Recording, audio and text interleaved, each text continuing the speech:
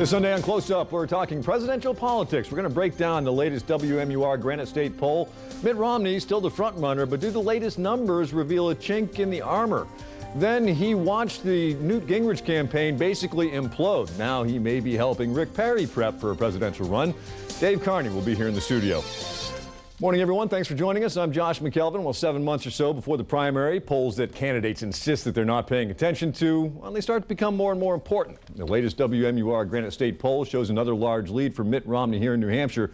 But the story just may be what's happening outside of that poll position. Second place, of course, has been a dicey position to be in over the past year.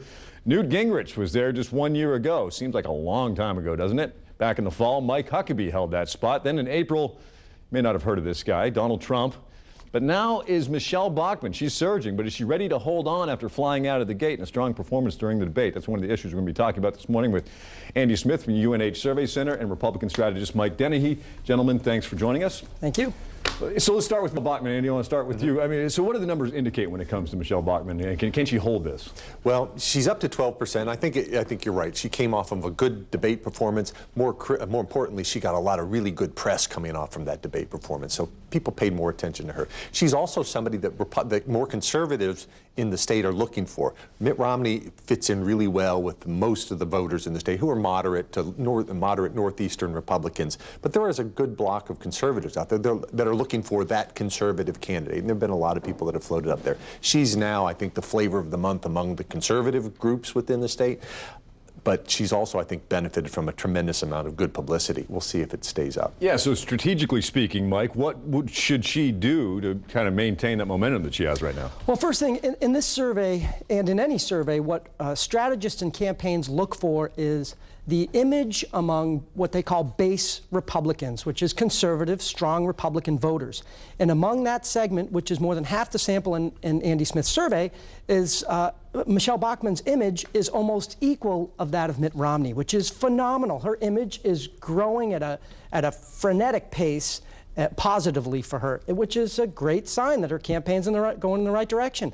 Romney's obviously holding steady. What Bachmann needs to do now is capitalize on it, as she appears to have been doing, building her organization, putting together a good staff, and start visiting more, doing all the traditional campaign tactics that candidates should be doing. Sure. Go ahead. The absolutely key is building that campaign organization. This is what the campaign should be doing now, but it's not the kind of sexy thing that people see, and it's the kind of thing that a lot of press don't like to cover because it's hard. It's really difficult to see whether an organization is good. But that's a critical thing that every campaign should be doing now, building their organization and raising money. And I imagine time is somewhat critical here. You don't want to let that momentum die out and become yesterday's news without keeping that flowing. And it doesn't appear to be dying for Michelle Bachmann. There's good news coming out of Iowa with polling there, and this is the third poll in a row that has shown Michelle Bachmann in double digits. All right, let's talk about the second-tier candidates there. A couple of guys that spent a lot of time in New Hampshire. Tim Pawlenty, Rick Santorum has been here. Even John Huntsman, we'll put him into that mix because his numbers, all three of their numbers, Andy, I mean, you're looking at them right there. 3% for Tim Pawlenty, John Huntsman to 2%, Rick Santorum. I mean, they combined for about 30 trips to New Hampshire. Obviously, the lion's share goes to Pawlenty and Santorum. I mean, what does that tell you? A couple things. First off, voters aren't paying much attention to those things now. Activists are paying attention to the campaign visits, but not the voters. It's summertime. We got better things to do. You still need to start moving the needle. True. You do.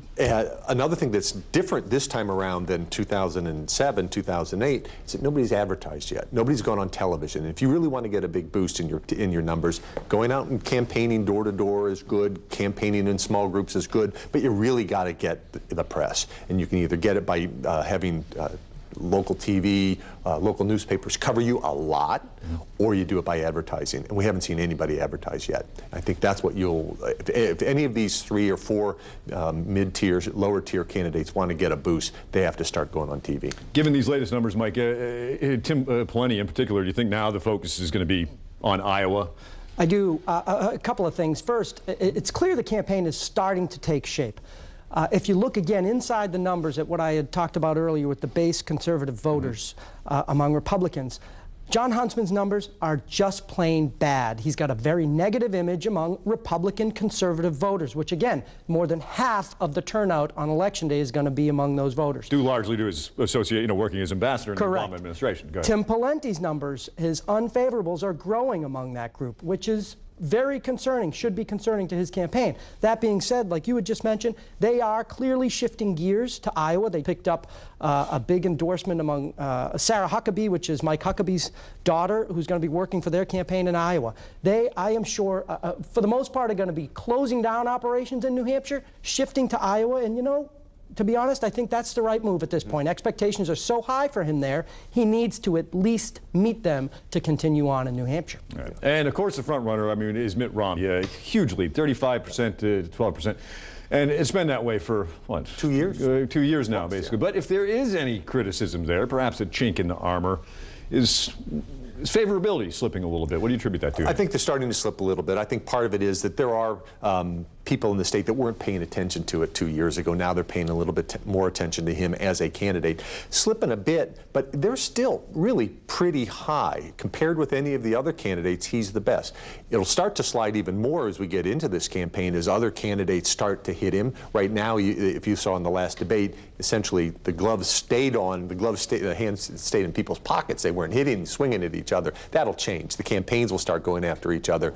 And as that happens, you'll see those unfavorable numbers start to pop up for all of the candidates as well as Mitt Romney. So as a strategist, Mike, what do you do if you're running the Mitt Romney campaign? Because obviously you have the big lead, and it's kind of a precarious position to be in, especially go wire to wire. It is. It's a tough position to be in, and I think he's doing everything right at this point. You visit New Hampshire a lot, which he's doing. You focus on the economy and jobs, which he's doing. You build the organization, which he's doing. He's really going about everything the right way. You're trying to avoid mistakes, which, like Andy said, there's no candidates laying any gloves on him right now, so it's easy to kind of avoid big mistakes. There's little hits here and there that just don't amount to much right now. And pick apart the words and all that too. Exactly. And you brought it up. The candidates have yet to start duking it out. When would you expect to see someone to start throwing a Hail Mary saying, look, these poll numbers, I'm not getting any traction, I can do something? Well, there's, it continues to be an undercurrent of unhappiness with the Republican field, which is why there's a lot of talk still about Rick Perry. That, I think, indirectly affects Mitt Romney. So as long as that talk continues, and I think Rick Perry, if he gets in, will be after the straw poll, so he doesn't have to spend any money on it, and look at, sending stronger signals through August into September, and then possibly announce in September. But I think what you're seeing with that discontent is more at the national level among Republicans, and certainly in Washington. Republicans aren't happy with Mitt Romney. He's got a reputation, earned or not, as being a Northeast Republican, a moderate Republican, or a rhino in the view of a lot of people. Republican in name only. Republican name only. Yeah. But what we've seen is a lot of the candidates that have been kind of floated by, I think, D.C. Republicans, they don't have any real standing within New Hampshire, and I think that's a critical thing. Huntsman, Santorum, Pawlenty, we saw Haley Barbour, Mitch Daniels, all of these people that are being floated, largely from Washington where they're well known. They're just not known here, and there's not like there's an outcry for these kind of people. There are some Republicans, I think, that could jump in. I think Rudy Giuliani, well known, didn't run a great campaign here in 2008, but he's likely to, he could very well come in, and along with like a Rick Perry, come in late and be able to do that. I want to ask you about the Rick Perry number, because that surprised me when I was looking in the poll. I mean, the Tim Pawlenty and the Rick Santorums, they've been here, and yet Rick Perry, Texas governor, polls at 4%. Not high, but certainly more than you might expect. Was that a little bit surprising to you? A little bit surprising, but again, the press coverage for the last 2 or 3 weeks has been, will Rick Perry run or not? And for people who are following the campaign, and it's a small number of people that are intensely following it. But the press coverage was like that for John Huntsman, too, even longer leading up to that. Rick Perry doesn't have the Obama problem. Yeah, that's true. Very good point.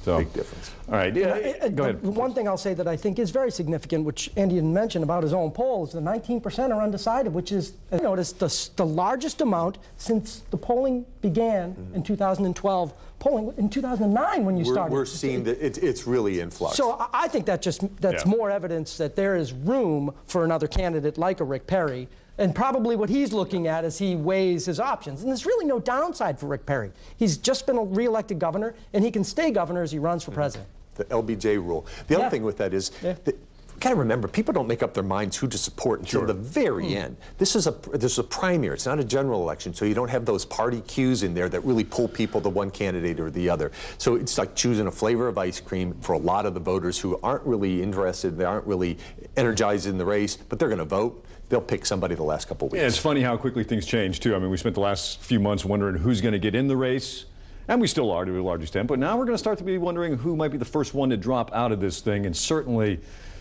I mean, the numbers for Newt Gingrich, just bad. 11% last year, second place. Now he's at 1%. Mike, we'll start with you on this one. Is it over for Newt Gingrich? It's over. It's over. I mean, just to stick a fork in him, I think Dave Carney and company, when they left the campaign, knew what was happening. They knew where things were headed, and that he didn't want to do the right things to change it. And he's continued to deteriorate even since that happened a few weeks ago. So I just think he would be smart to end it now, rather than prolong the inevitable. His net favorability ratings among Republican voters. This is an amazing number right here. It's down to minus 37%. 62% of likely Republican primary voters have an unfavorable opinion of Gingrich. You can't build that back up. And so, in your opinion, strategically speaking, there's nothing that he can do at this point. It's not like he can jump in the car and go to Iowa and be like, stay in there for a while. So. No, and you know, ironically, he did just sign up a very strong person in Iowa to help his campaign. But it doesn't matter. You could sign up, you know, you could sign up any former governor, Judd Gregg, for people. Right, it wouldn't matter. We have a couple of minutes left. The Ames straw poll is coming up, obviously, in just a few weeks. Which candidate, in your opinion, is this most important to? Tim Pawlenty needs to win the Iowa straw poll. Plain and simple. Michelle Bachmann beats him there. Pawlenty's done. Yep. Yeah. And Michelle Bachmann, I think, is the real deal. She's got things going on. She's got momentum behind her. And she clearly has, I believe, taken the lower tier numbers from Santorum, from Herman Cain, from Newt Gingrich. She is growing and taking from that real conservative wing of the party and but she's got images, by the way. Her image among independent voters is strong too, and all those signs are really a strong indication for her candidacy. The one thing that she really has compared to any of the other candidates is real charisma. Yeah, yep. She's got that spark, she's got that ability to energize a crowd just by showing up that the other Republicans, including Mitt Romney, don't have. Let me ask you this, because we only have about a minute to go. Does her emergence effectively signal the end of a potential Sarah Palin run? Oh, I just don't think Sarah Palin's going to run, period. Yeah. So I guess the short answer is yes. Okay. And the numbers weren't very favorable for Sarah Palin. No. The one question we asked in the poll was, like, if you ruled anybody out, that shakes by far, number one, Sarah Palin is the one Republican candidate that Republican primary voters will not vote for. She's number one. She's even less favorable than Newt Gingrich on that matter. All right. Well, it's going to be interesting to see how things shake out moving forward. Any surprises? Quick predictions? What you might expect in the next couple of months? A Rudy Giuliani, maybe? I don't think Rudy's going to run either at this point. I think the surprise will be Rick Perry announcing his candidacy for president. Andy? I wouldn't be surprised at that. I would still think that Giuliani might jump in. He's another guy who doesn't have to get in early. He can get in next fall and still be a formidable candidate. Well, we do know that both are watching this very closely. Gentlemen, thanks very much for joining us on the program. Thank you. Thanks for having us. All right. Now, Mike Dennehy, by the way, is one of the biggest free agents on the political markets these days. But we're going to be right back with another one, as we mentioned. Dave Carney, Dr. Gingrich campaign, and the Perry campaign, question mark.